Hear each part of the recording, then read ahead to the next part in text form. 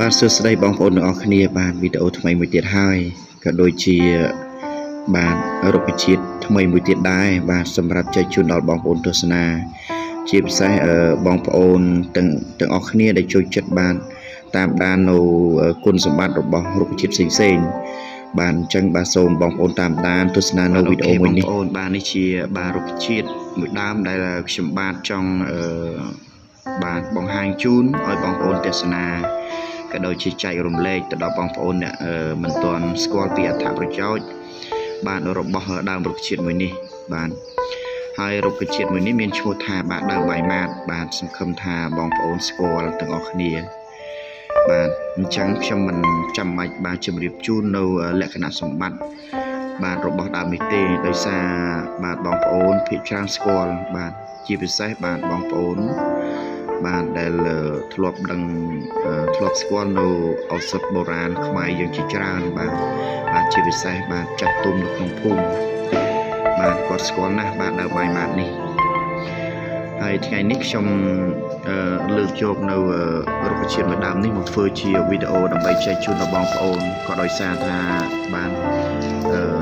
ធ្វើជូនដល់បងប្អូនបាទជាពិសេសបងប្អូនបាទក្រោយដែលមិនទាន់បានដឹងបាទជួនកាលគាត់ដឹង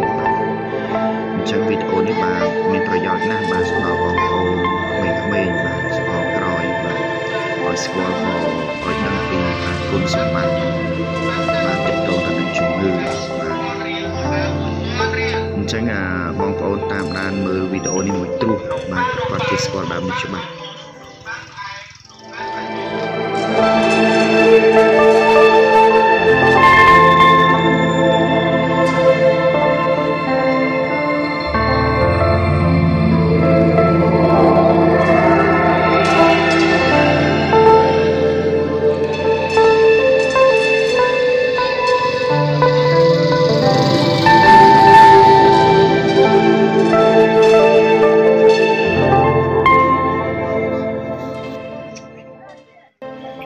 បាទសូមអរគុណដល់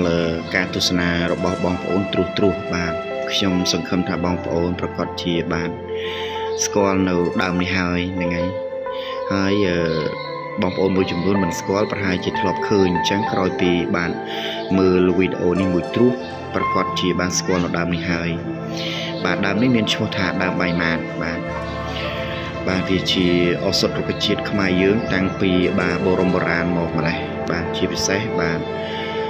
មីងពូចាស់ពីមុនបាទគាត់ចូលចិត្តបានយកឱសថនេះមកធ្វើជាបាទឱសថបុរាណខ្មែរយើងបាទក្នុងថ្ងៃនេះផងដែរបាទខ្ញុំចង់ជម្រាបជូនបងប្អូននៅអត្ថប្រយោជន៍របស់វាបាទអញ្ចឹងបាទអត្ថប្រយោជន៍នៃដើមបាយម៉ាតនេះគឺសម្រាប់ព្យាបាលជំងឺបាទអកបាទហៀសម្បោរផ្ដាសាយបាទជាពិសេសមានអាការៈបំបត្តិ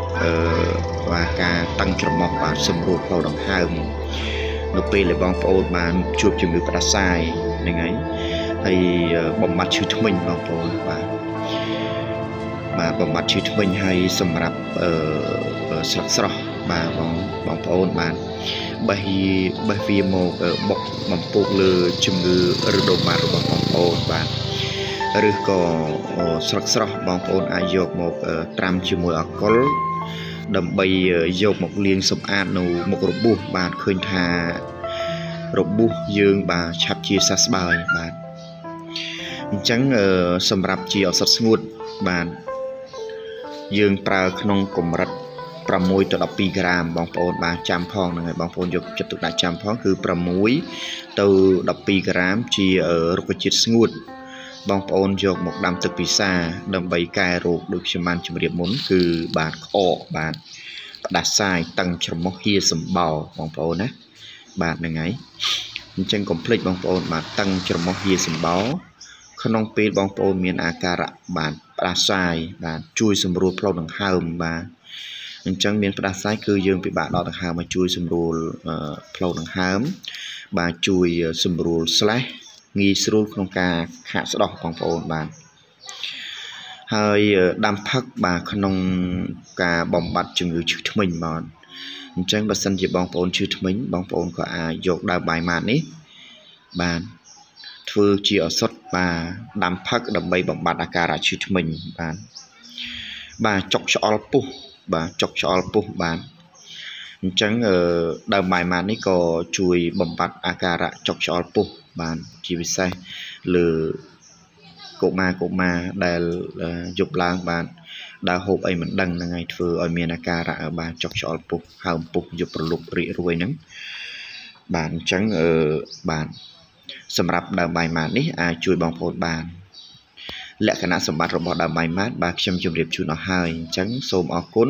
ដល់បងប្អូនដែលបានទស្សនាវីដេអូរបស់ខ្ញុំបាទសូមជម្រាបលា